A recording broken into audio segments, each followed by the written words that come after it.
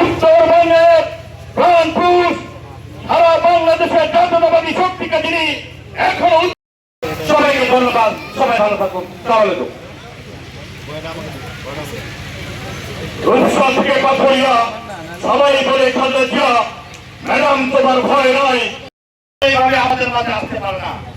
উনি আজকে ঢাকায় কোনো জাতির নেতৃত্ব দিচ্ছেন, তাই আমরা কি স্যারকে কথা দিতে পারি যে স্যার আপনি ঢাকায় থেকে কোনো। খবর কাগজে দেখলাম, আপনারা তো কিছুদিন ধরে দেখতেছেন না, চট্টগ্রামে ওই পাশে বাংলাদেশে মিয়ানমার থেকে বলে ওখানে খুব যুদ্ধ চলতেছে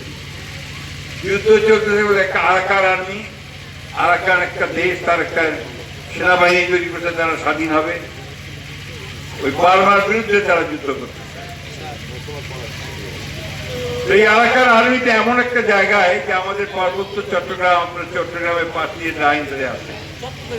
আমাদের দেশে তো আপনারা জানেন যে ওইখান থেকে রোহিঙ্গা ভাইরা আসছে, প্রায় 10 লক্ষের উপরে রোহিঙ্গা আমাদের দেশে প্রায় 10 বছর ধরে আছে।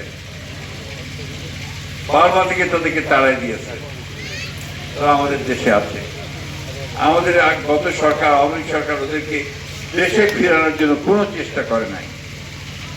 ওদেরকে দেশে ফেরানোর জন্য যে আন্তর্জাতিক চেষ্টাটা করা দরকার, চেষ্টাটা করে নাই।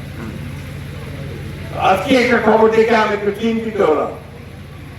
ওই খবরটা দেখলাম যে বাংলাদেশের যে উপদেষ্টা, বৈদেশিক উপদেষ্টা তহিদ সাহেব, তিনি বলছেন যে আরাকানদের সঙ্গে যোগাযোগের জন্য আমরা একটা হিউম্যানিটেরিয়ান প্যাসেজ, মানবিক একটা প্যাসেজ আমরা আরাকানে দিচ্ছি।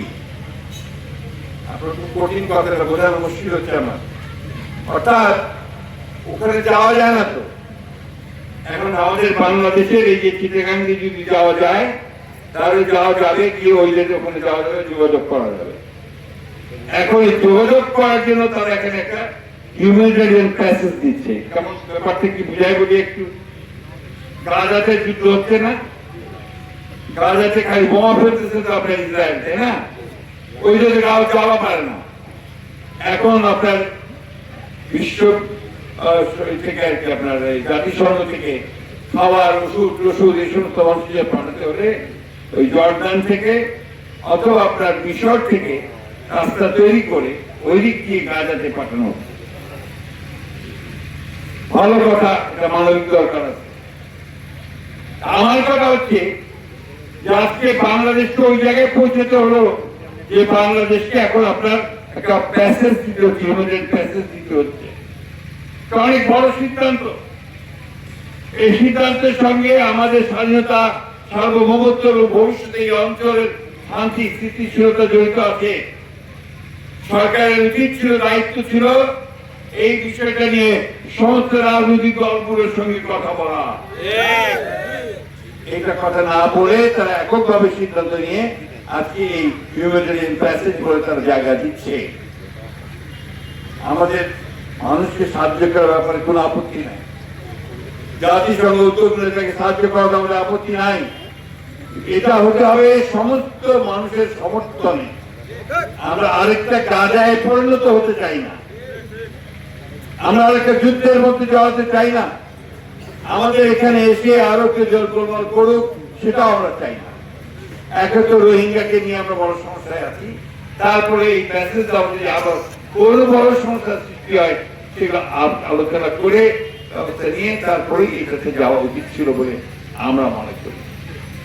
বন্ধুগণ, আপনারা নিশ্চয়ই লক্ষ্য করে থাকবেন, টেলিভিশনে যারা দেখেন, টেলিভিশনে কাজকার খুব কথা হয় যে ইলেকশন আগত নাকি সংস্কার আগত, তাই না? বলতেছে না সংস্কার আগে না নির্বাচন আগে। সংস্কারটা কি তা আমি একটু বুঝতে চাই। আপনারা বুঝেন সংস্কার কি না? বলেন না একটু, আমি একটু বলি। সংস্কারটা হচ্ছে এই যে আগেকার যে ব্যবস্থাগুলো ছিল, এই ব্যবস্থাগুলোতে সরকাররা আসলে চুরি করার সুযোগ পেয়েছিল। আপনার রাষ্ট্রপতি ইউনিয়নের 5 নম্বর ওয়ার্ড, 5 নম্বর ওয়ার্ডের আমার প্রিয় ভাইয়েরা এবং বোনেরা, আসসালামু আলাইকুম। হিন্দু ভাই বোনদের আলাদা, আমি 11 বার জেলে গেছি, 11 বার, 111টা মামলা আমার উপরে করছে, তা আমাকে কখনো দমাতে পারে নাই। ন্যায়ের পথে, আল্লাহর পথে, গণতন্ত্রের পথে আমি চলতেছি, ইনশাআল্লাহ চলবো যতদিন বেঁচে আছে। আমাদের ছেলেরা সবাই আমার ছাত্র, এরা আপনাদের এখানে কাজ করে না, ঘন ঘন আসে, আমি আসতে পারি না। আমরা তাদের সঙ্গে একসাথে একজোট হয়ে যেন আমরা সবাই মানুষের জন্য কাজ করতে পারি, জনগণের জন্য কাজ করতে পারি, সেই ব্যবস্থা আমরা করব। আপনারা সবাই দোয়া করবেন। আমার শরীর ভালো যাচ্ছে না, ভালো যায় না, বয়স হয়ে যেতে না, ভালো যেন থাকে সেই জন্য আপনি দোয়া করবেন। আপনারা সবাই ভালো থাকবেন, সুস্থ থাকবেন। আল্লাহ তাআলার কাছে এই দোয়া করি, আল্লাহ তাআলা যেন আপনাদেরকে একটা সুন্দর একটা সুন্দর করে সাজ দাও।